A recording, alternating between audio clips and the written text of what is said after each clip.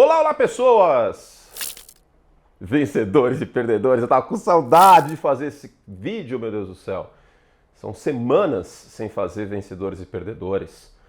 A minha fissura por fazer esse vídeo estava tão grande que eu cheguei a fazer vencedores e perdedores da contratação de Jameis Winston pelos Giants. E aliás é com os Giants que a gente começa aqui.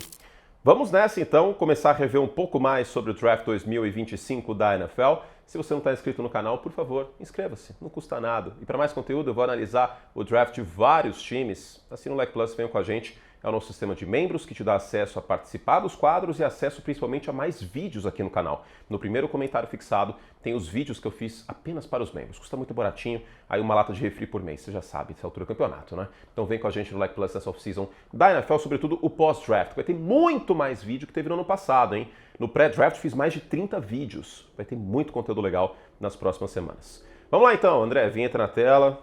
Você lembra como faz, André? Vinheta e tal. A gente tá meio enferrujado nós dois, né? Mas vamos lá, vencedores e perdedores, vinheta na tela. Bom, vamos começar com os perdedores, para alternar, né? Vamos começar com os perdedores, para alterar um pouquinho a ordem. Eu sempre começo com os perdedores, com os vencedores, vamos alterar um pouquinho. E o primeiro perdedor, claro, é Jalen Hurts. Não? Tô desacostumado a fazer. Até o fim do vídeo eu descubro uma maneira de colocar o Jalen Hurts como perdedor, como a gente fez muitas vezes na temporada. Merecidamente, hein?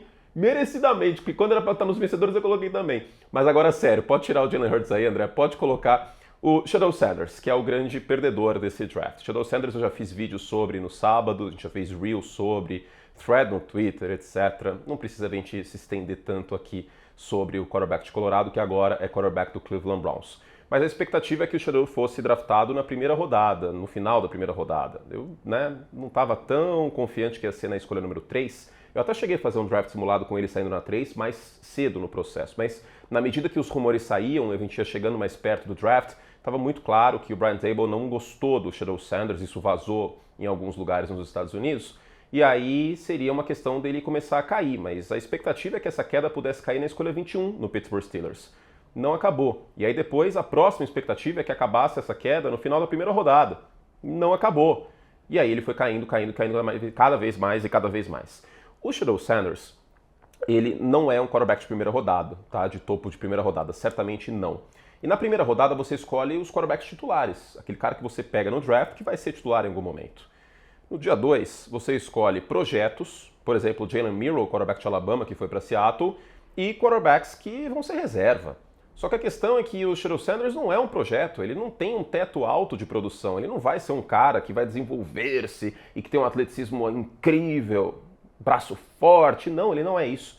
E para ele ser reserva, vale a pena um reserva com esse circo de mídia que vem junto, o pai falastrão? Não, né? E aí provavelmente os times da NFL começaram a ficar com medo, tem o efeito manada, né? E essa análise do reserva, etc., até citei, né, a referência, o Albert Breer falou sobre isso no Twitter, eu acho que faz todo sentido. E tem a questão do efeito manada, né? Algum time olha e fala, o que os Raiders sabem que eu não sei sobre o Shedeur Sanders, que eles não escolheram esse cara no dia 3, no dia 2? O que os Steelers sabem que eu não sei? E aí os times foram passando até que ele caiu para a escolha 144. E nesse processo, ele é sim muito perdedor, sabe por quê? Porque ele perdeu milhões de dólares. Vale lembrar que o quarterback ou qualquer outra posição, ele ganha um contrato em função de onde ele é escolhido no draft da NFL. Quanto mais tarde você é escolhido, menor é o contrato. Para um jogador que tinha expectativa de ganhar um belíssimo contrato milionário de primeira rodada, ainda é um contrato bom, mas bem menor do que seria. Nosso segundo perdedor é o Mike Green, que é um edge que liderou a FBS, a primeira divisão do college, com 16 sacks na temporada passada e que tinha questionamentos sobre sua altura, sobre seu tamanho para jogar de edge rusher, de apressador de passe na NFL. Pois bem, o Mike Green caiu para o dia 2. E merecidamente também, né, por questão de dentro de campo. Era, não merecidamente, mas fez todo sentido. Não foi um absurdo ele cair para o dia 2. A questão também é que existem duas acusações do Mike Green de violência sexual, de sexual assault. E aí, por conta disso, os times começaram a ficar preocupados e isso explica sua queda para o segundo dia do draft. Vamos ver como vai ser na NFL, mas não é só o fora de campo que pesa. Nesse caso também tem o dentro de campo. O terceiro perdedor são jogadores com extracampo questionável como um todo. E aqui eu vou juntar todo mundo, tá? Porque são situações, obviamente, muito diferentes. Mas eu vou citar um outro exemplo que eu não falei, o James Pierce. O James Pierce, se não fosse um jogador que tem uma maturidade questionável, seria um dos primeiros apreciadores de passe disponíveis. E ele caiu até o final da primeira rodada e foi escolhido pelo Atlanta Falcons. Tem muitas críticas em relação ao trabalho do Terry Fontenot e eu acho que essas críticas precisam ser feitas. Mas ele está tentando fazer por onde para salvar o emprego dele. Por quê? Primeiro que o Michael Penix, quem forçou essa escolha principalmente foi o dono dos Falcons, o Arthur Blank. O Arthur Blank deu declarações antes do draft, inclusive, no ano passado, de que seria legal fazer uma coisa meio que tipo Jordan Love, assim, substituindo um quarterback mais velho. Então não tem muito como colocar tanto na conta do Fontenot essa situação. É mais na conta do dono do time. E aí o que dá para colocar na conta nos últimos anos, sim, é a ausência de bons apreciadores de passe, mas também ele tentou fazer por onde. Ano passado trouxe o Matt Judon, essa troca que não foi tão cara, acabou não se pagando, e agora ele forçou a mão e ele foi agressivo, buscou o Jalen Walker aí no meio da primeira rodada, que também teoricamente pode ser usado como linebacker, depois buscou o James Pierce. Então não é como se o draft de Atlanta fosse ruim, ele é ousado e se der errado, o Terry Fontenot vai pagar com o emprego dele. Mas se eu fosse torcedor dos Falcons, eu estaria contente porque algo mudou pelo menos. Se durante os últimos anos eu citei tanto essa questão do apreciamento de passe ruim dos Falcons, agora eu não tenho o que falar. Pelo menos eles se mexeram de maneira contundente para resolver esse problema. Seguindo, o nosso quarto perdedor é o Will Johnson, porque o Will Johnson amplamente é um dos dois, ou talvez o melhor cornerback desse draft, se a gente pegar só o tape dele. Mas não é só isso que conta, né? E aí tem a questão do joelho machucado dele. E por conta disso ele caiu para a segunda rodada, foi escolhido para o Arizona Cardinals. Uma escolha boa de Arizona, se você considerar que foi na segunda rodada, né? E ao mesmo tempo eu não sei quão boa pode ser, porque a gente não tem ideia se estava fisicamente apto ou se estará fisicamente apto o Johnson para a temporada. Ele não correu tiro de 40 jardas no processo de draft, por exemplo. Mas se der certo, vai ser uma escolha de muito valor por parte aí de Arizona, que eu acho que tinha uma certa carência na posição de defensive back. O Will Johnson não espanta pelo seu atleticismo, mas é um jogador inteligente, um jogador bom na cobertura. Se ficar saudável, é uma bela escolha aí dos Cardinals. Quinto perdedor, esse aqui eu coloco com gosto, tá? Porque esse homem atormenta a nossa vida toda off-season. E eu vou colocar o Aaron Rodgers como perdedor colateral pela narrativa, porque durante toda a era Aaron Rodgers, os Packers não draftaram um wide receiver na primeira rodada do draft. E aí, no draft em Green Bay, em 2025, com o Aaron Rodgers sem time, os Packers vão lá e escolhem o Matthew Golden. Eu dava tudo, eu pagaria um pay-per-view muito caro. Quanto que é o pay-per-view do combate? É o quê? 70 conto por luta? É mais caro que isso, né? Eu lembro que na época do UFC era caro. Quando o UFC estava bombado aqui no Brasil, eu pagaria um pay-per-view muito caro para ver a cara do Aaron Rodgers quando o Matthew Golden, quando um wide receiver foi escolhido por Green Bay na primeira rodada. Então por isso ele é um perdedor, tá? E só para falar da escolha em si de Green Bay, lembrando, eu achei uma boa escolha, já falei sobre isso no pós-primeira rodada, um jogador de velocidade. O Christian Watson se machuca muito e se machucou no final da temporada passada, e ele era o elemento vertical desse time dos Packers, e tem um quarterback com braço forte no Jordan Love. Então acho que uma escolha que faz todo sentido, o Matthew Golden.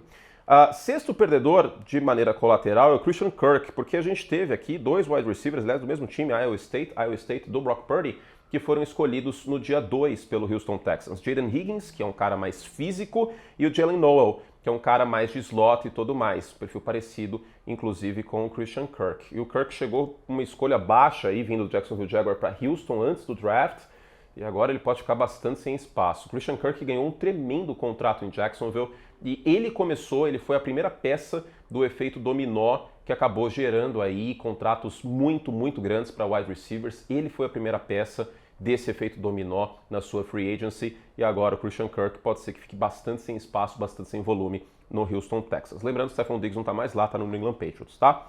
Sétimo perdedor é o Clint Kubiak. Aqui eu estou colocando só de sacanagem, tá? Vou deixar muito claro isso. O Clint Kubiak, inclusive Seattle trocou o Sam Howell para Minnesota, para ele ser reserva lá em Minnesota do J.J. McCarthy. O Clint Kubiak acabou de chegar como coordenador ofensivo do Seattle Seahawks. E, gente, é brincadeira, tá? Não me levem a sério aqui nessa questão, é só para falar sobre a escolha.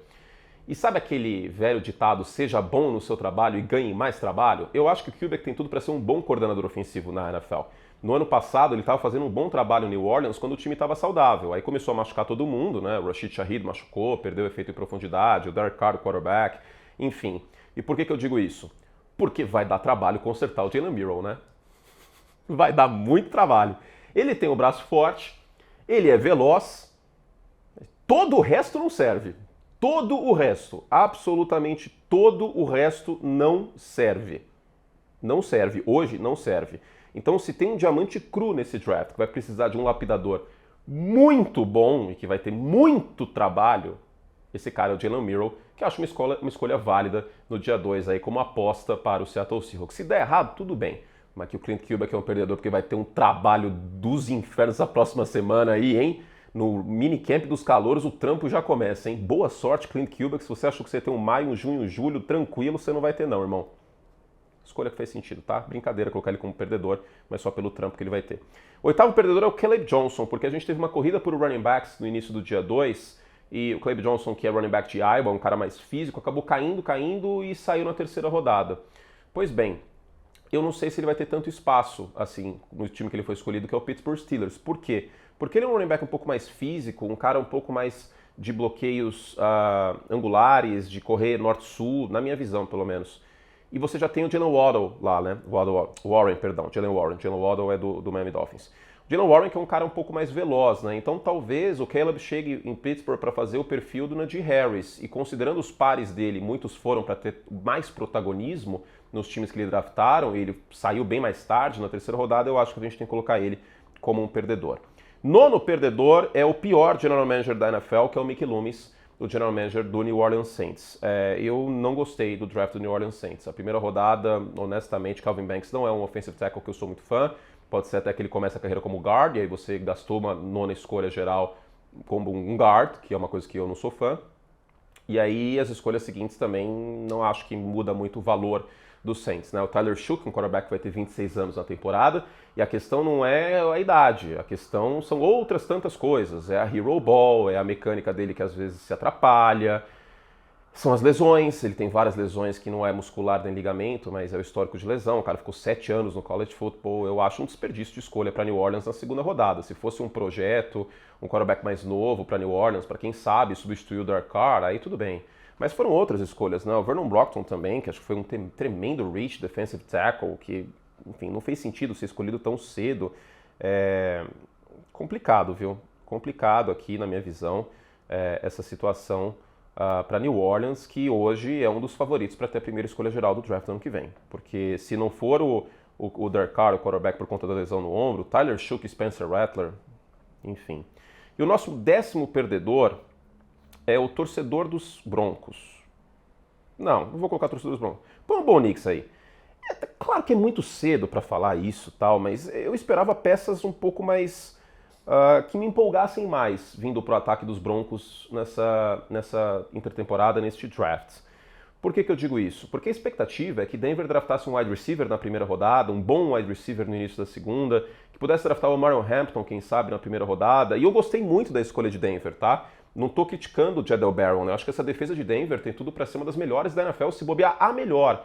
Mas as peças que vieram pro Bo Nix, aí eu honestamente não sei se eu gostei muito, viu? Porque o R.J. Harvey, running back de UCF, que é a universidade que o Davi Belfort vai, inclusive, um jogador bastante explosivo, mas a idade mais avançada, eu não sei se ele joga as 3 descidas na NFL nesse primeiro momento. Mas eu acho que o Bo Nix merecia um pouquinho mais de potencial até, tá? Nesse draft no lado ofensivo. Então eu questiono um pouquinho as escolhas aqui de Denver. Claro que a gente tem que dar tempo ao tempo, mas no primeiro momento é isso. Vamos aos perdedores, portanto.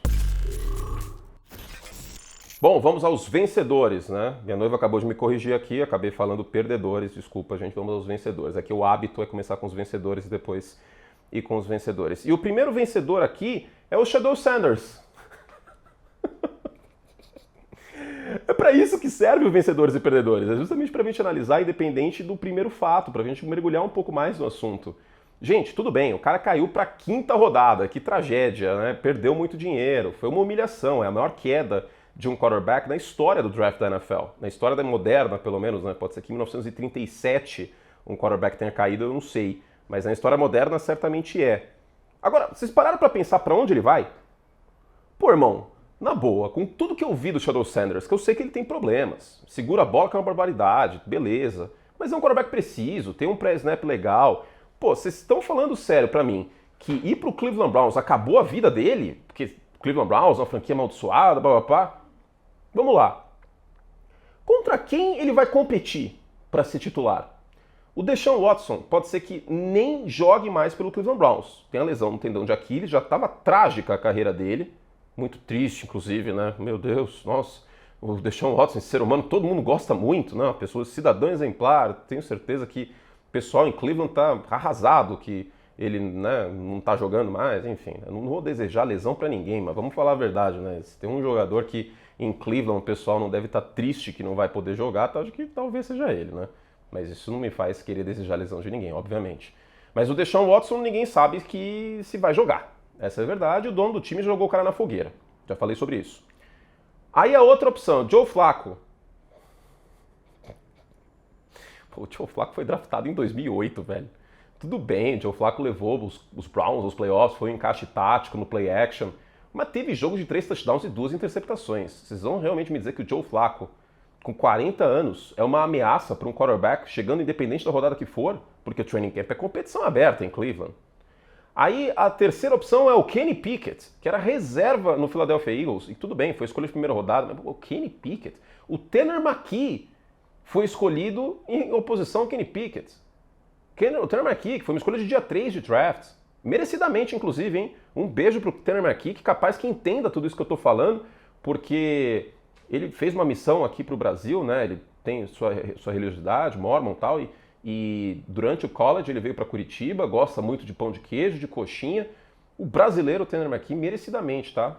Tanner, merecidamente. Se eu chegar esse vídeo em você, elogio muito o seu trabalho. Você é um quarterback muito competente e muito gente boa, inclusive. Mas perdeu pro Tanner McKee, que não é um quarterback de primeira rodada.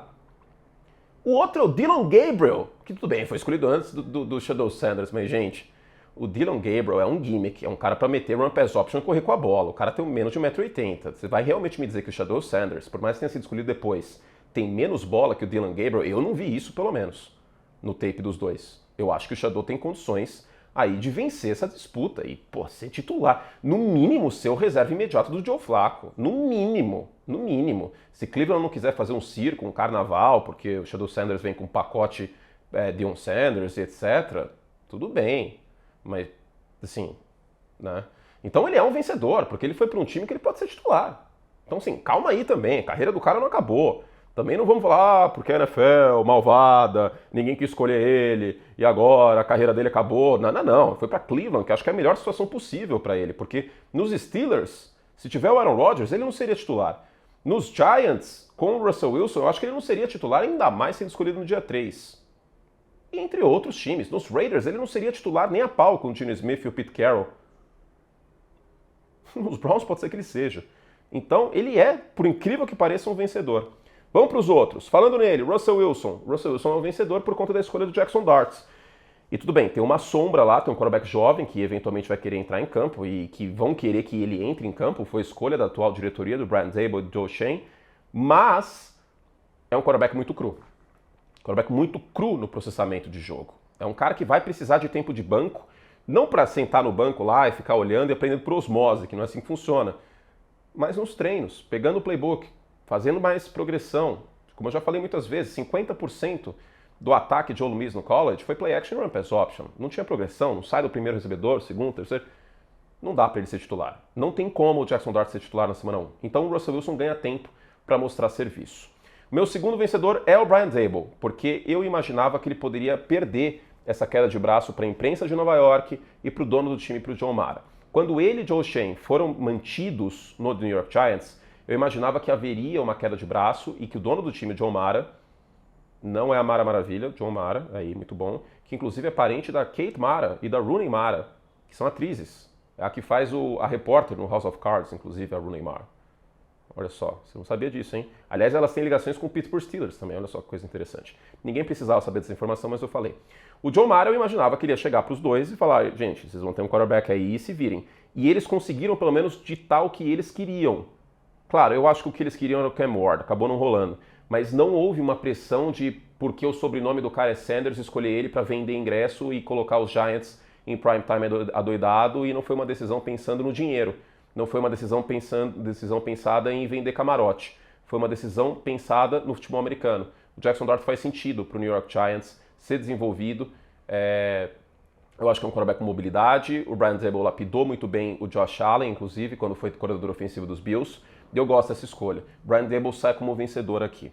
Robert Saleh sai como vencedor, de volta como coordenador defensivo do San Francisco 49ers. São escolhas ousadas?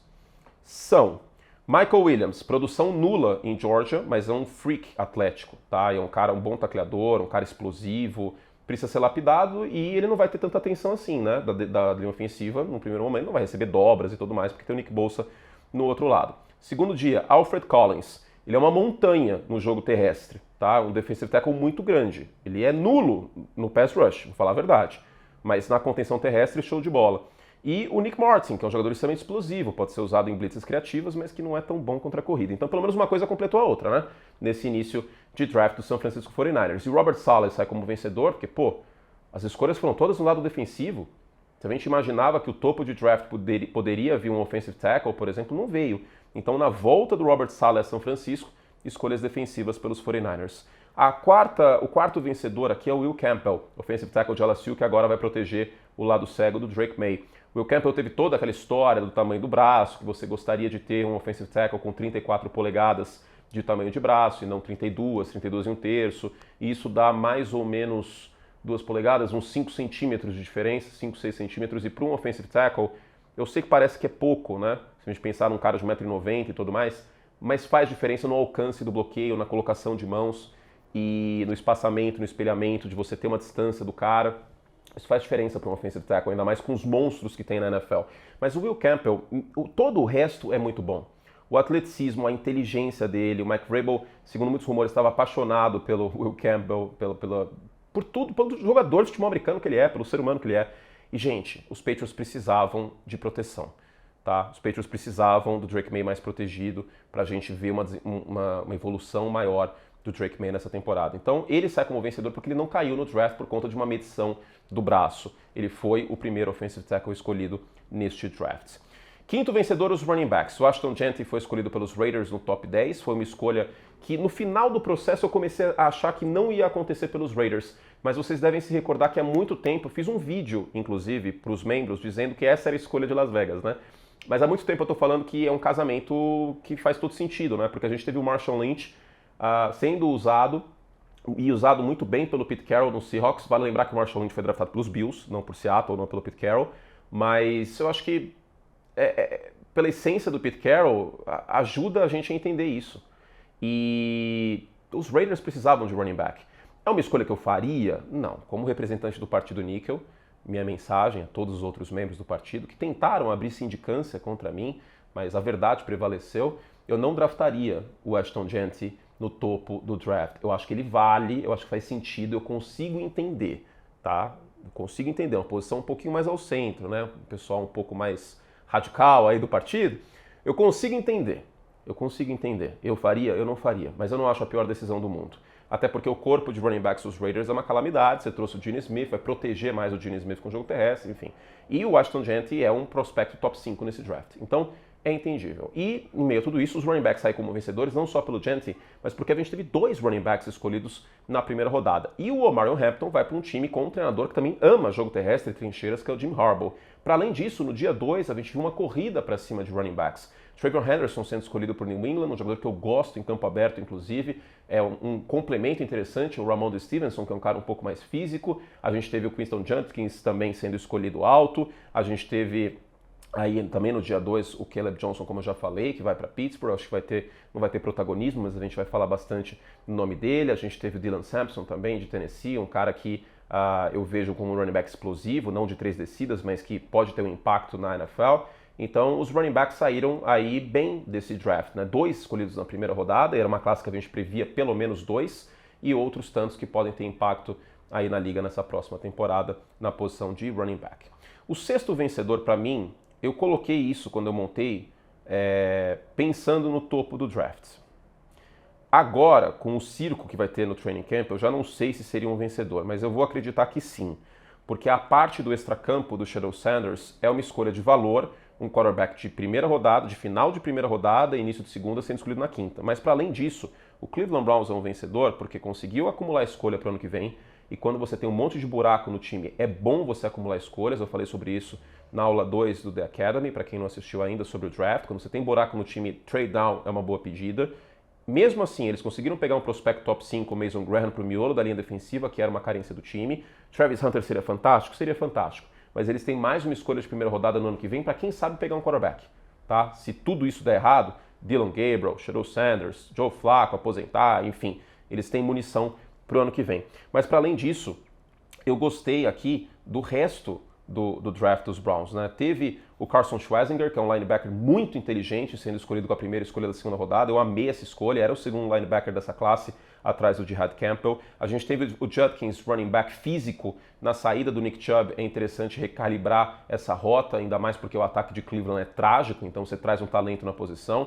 Teve uma aposta interessante, o Harold Fanning, tight end, que eu acho que é um bom recebedor. Então, Cleveland fez um draft de bastante valor. E a escolha do Shadow Sanders, por mais que tenha escolhido um quarterback antes, e aí parece que eles meio que mudaram de ideia porque pegaram outro quarterback, eu não vejo problema em termos de valor. Em termos de valor faz sentido.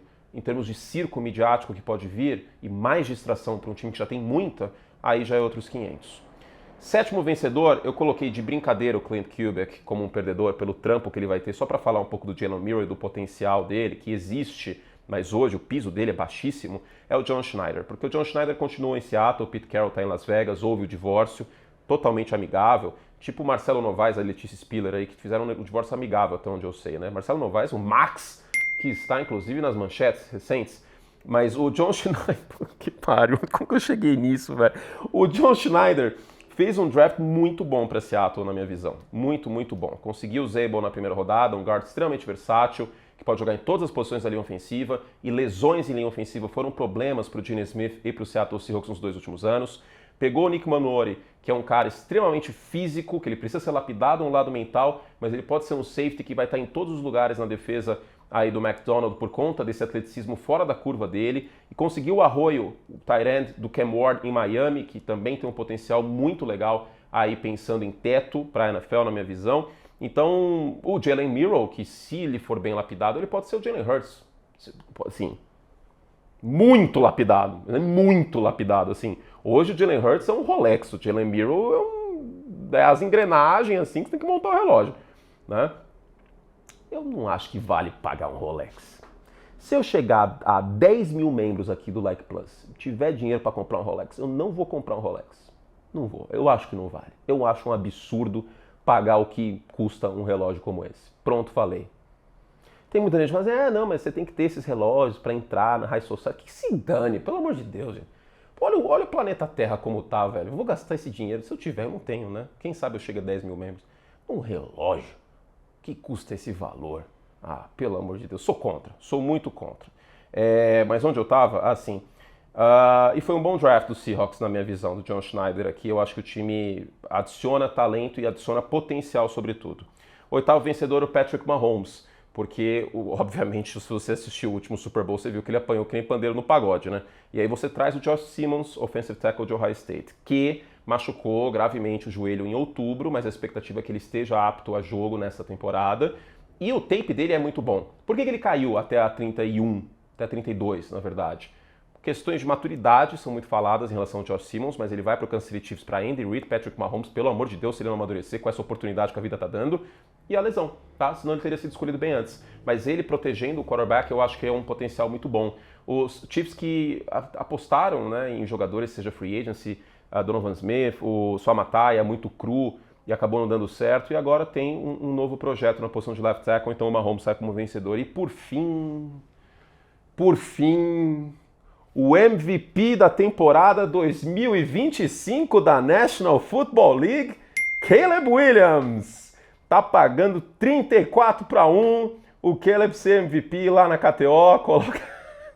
Coloca aí, você já pode fazer aí com responsabilidade. Eu farei porque, bom, nesse caso vai ser entretenimento. Lembrando, né, que a aposta não é investimento. 34-1 é a odd nesse momento de Caleb Williams para ser MVP da temporada 2025 da NFL. Neste momento eu estou totalmente possuído, não pelo ritmo ragatanga, mas pelo meu CPF. Eu deixo de ser a corporação Anthony Curti, o CNPJ, e eu estou sendo totalmente CPF, que eu estou totalmente e completamente iludido. No papel, esse é o melhor ataque dos Bears desde... gente, não é exagero, tá? Desde Jay Cutler, Brandon Marshall, Matt Forte... que saudade! Eu tô com saudade do Jay Cutler, velho. Olha o ponto que o negócio chegou. Falando sério agora, vamos tirar o boné, vai. Vai estar lá na KTO, inclusive, essa odd, tá? Joga com responsabilidade apenas para mais 18 anos. CNPJ, vamos lá, foco. Acabou a desculpa. Se o Caleb Williams não jogar bem neste ano, com o Ben Johnson, o Colston Loveland pode ser o Sam Laporta do Ben Johnson agora no Chicago Bears. Inclusive tinha o problema de não bloquear bem o Sam Laporta chegando no draft, até por conta disso ele caiu para a segunda rodada. Mas um tremendo jogador no meio do campo, coisa que o Loveland em Michigan também era. Pode ser usado no slot e tudo mais, e o Cole Kmet continua sendo tight end ali, dá para usar pacote com 2 tight ends. Rome Odunze no seu segundo ano. DJ Moore. O D'Andre Swift, inclusive, que jogou com o Ben Johnson quando o Ben Johnson estava em Detroit. A linha ofensiva foi reforçada. Joe Thuney veio dos Chiefs para ser guard nos Bears. Se não der certo nessa próxima temporada, eu não sei quando que vai dar certo esse time, honestamente. Aí eu vou ter que cobrir a minha tatuagem e fazer a manga da camisa dos Steelers, que é um time que eu tenho muito apreço, que lembra um pouco a manga da camisa dos Bears, e os Steelers são uma organização muito mais séria, né, do que o Chicago Bears nos últimos anos. Mas acabou a desculpa, velho. O Caleb Williams é um vencedor. Ele ficou postando story dos caras sendo escolhidos. Não é possível. Se o melhor prospecto do seu draft, prospecto, óbvio, o Jayden Daniels foi melhor, mas prospecto, com o talento que ele tem, com o Ben Johnson que fez com o Jared Goff, se isso aí não der certo nesse ano, meus amigos, não vai dar certo nunca mais. Mas nunca mais. Então ele é um vencedor aqui, e se Deus quiser, a minha versão CPF também será vencedora, porque eu mereço. Eu mereço. Eu já, assim, eu não aguento mais esse time. Esse é meu limite, velho. É o limite da esperança. Eu tô igualzinho o Ted Mosby. Põe o Ted Mosby aí. Depois que ele sai com a Janine, que é doida, lembra que ela destrói o apartamento dele e aí ele conhece a Mother. Eu tô exatamente que nem o Ted quando ele conhece a Mother. Pelo amor de Deus, Chicago Bears, não destruam isso. Não é possível que vocês vão conseguir destruir isso, porque tá tudo dando certo. Não subiram pro running back, graças a Deus, não subiram pro running back. Draftaram certinho. Agora vai dar certo. Ah! Teve o Luton Burden também, eu já esqueci. Olha só, é tanto talento nesse ataque. O Luton Burden no slot. Também tem rumores de que o fora de campo dele, né? Um menino que tem que ter mais maturidade. Ele saiu na mão num jogo em Boston College. Eu espero que ele não dê uma porrada num jogador dos Packers. Eu espero que isso não aconteça. Agora vai, gente. Fé em Deus. Fizemos... Tô distraído por dias. Mas antes, deixa eu falar uma coisa. Tá chegando o Dia das Mães e minha mãe tá completamente viciada em Last of Us. Completamente viciada. E aí chegou um momento que eu não achei que fosse chegar. Ela me pediu de Dia das Mães, aniversário, porque em junho, dia 22, é aniversário dela. Ela me pediu um videogame pra jogar Last of Us. E aí eu comprei pra minha mãe um videogame de Dia das Mães. E ela não sabe ainda. E ela não vai ver esse vídeo. E por que eu tô falando isso? Porque isso é possível, eu poder fazer um negócio desse, e eu amo videogame, tem vários aqui no cenário, ó, tem um Play 2 aqui, tem um GameCube aqui. E isso é possível por conta do meu trabalho e porque vocês abraçam o meu trabalho. Então, nesse sábado, eu tô gravando no sábado esse vídeo, final do sábado, eu tô um pouco emocionado com isso. Então, obrigado, de coração, por vocês fazerem parte disso, por vocês assistirem meus vídeos, por vocês que são membros. Eu brinco muito da ração dos gatos, né? Vocês que são membros pagam a ração do Tom e da Chive, mas poder trabalhar com o que eu amo é muito gratificante, né? E poder espalhar a palavra desse esporte que eu amo tanto, tá bom? Beijo carinhoso. A gente segue com muito conteúdo para os membros e aberto nessa próxima semana. Até a próxima. Tchau.